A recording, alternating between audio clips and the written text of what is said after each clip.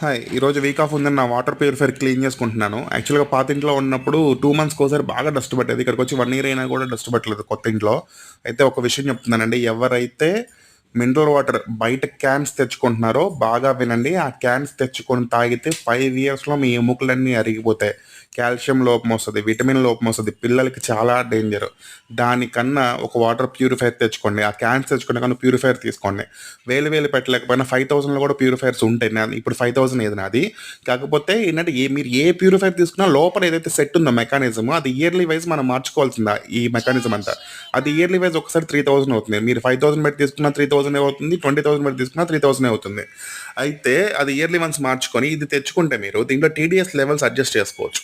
TDS మనం 150 వరకు తాగొచ్చు. అదే మన మినరల్ వాటర్‌లో టీడీఎస్ లెవెల్స్ 20 ఉంటాయి. 20 ఉన్నాయంటే ఆ వాటర్ మనకు దేనికి పనికిరావండి. ఇంకా కీళ్ళ వాతం వచ్చేస్తది బాగా. వాటర్ ప్యూరిఫైయర్ కొనుక్కోండి. మీ